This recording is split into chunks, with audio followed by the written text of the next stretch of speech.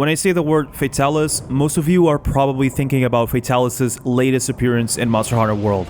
But what if I told you that Fatalis has actually been around since the first game?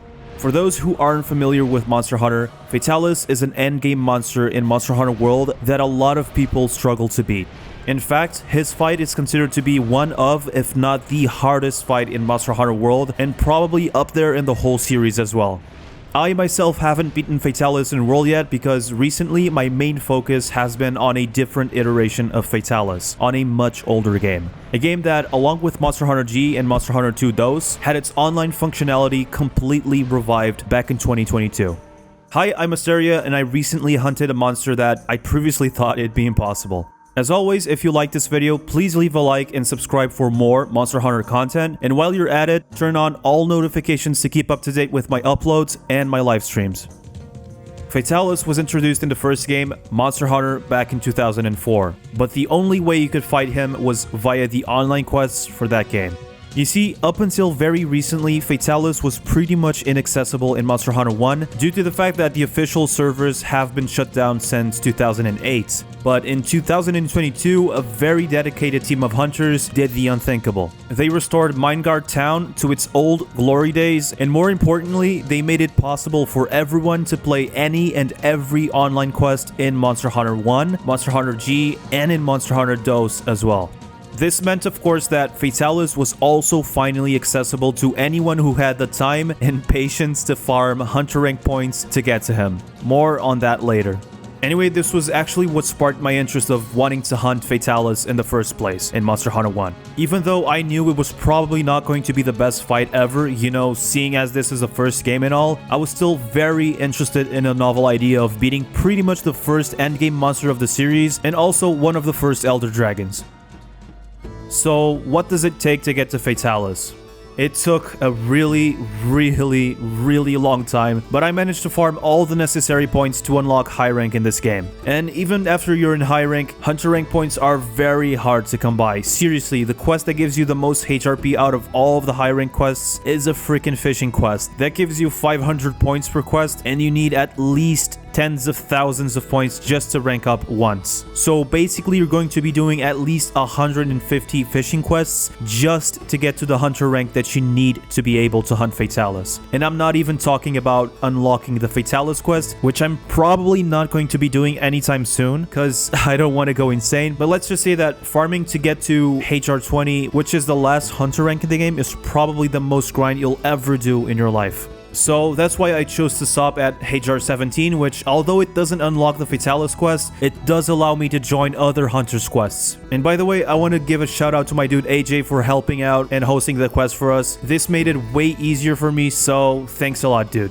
Anyway, I wish I was joking about the grind, but sadly, I'm not. But good thing that there's actually a trick that you can do to make the Golden Fish quest a bit more bearable. I'm not going into detail on how to perform this trick because it's quite boring, but let's just say that you're going to need it if you don't want to go insane.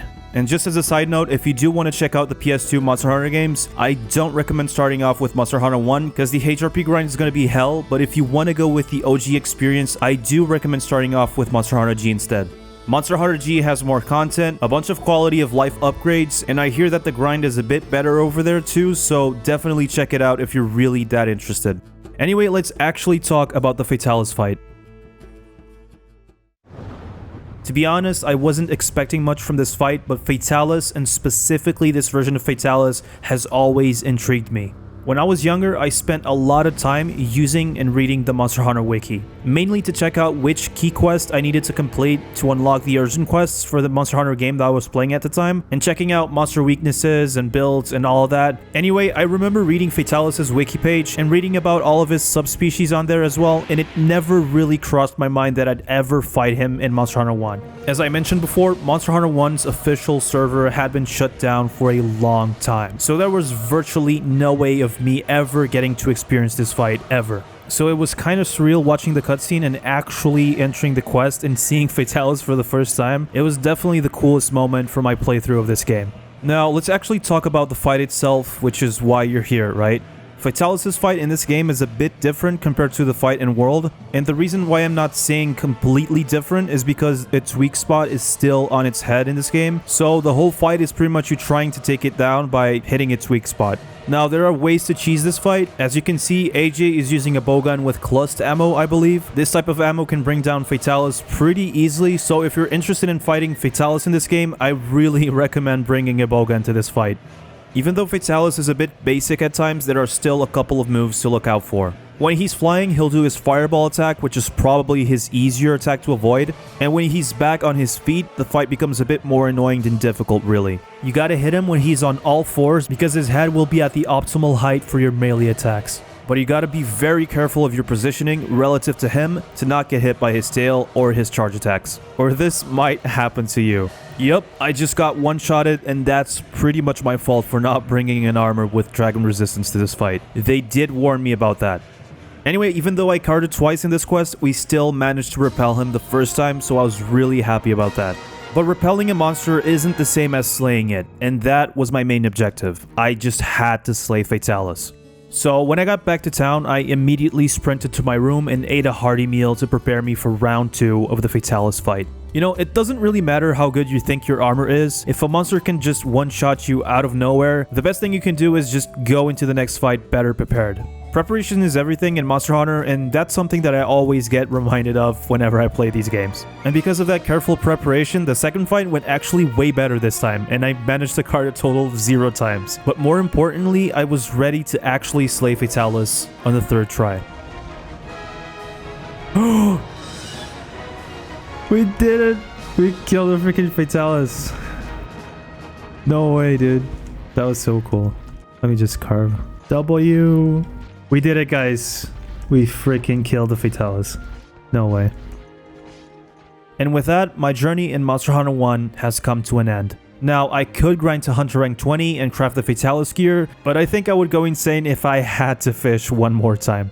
Back in April of last year, I started making videos about Monster Hunter because it's a series of games that I absolutely love. I've been playing Monster Hunter games since I was a kid, and my first Monster Hunter game was actually Monster Hunter Freedom Unite. And now that I'm actually done with the first generation, I think it's time to go back and revisit my childhood game. And funnily enough, I've been streaming it here on YouTube and on Twitch, so if you want to see me finish my Freedom Unite Lance Only challenge, don't forget to tune in. I stream on Mondays, Wednesdays, and Fridays, so don't forget to tune in. I'm really close to getting to a Cantor.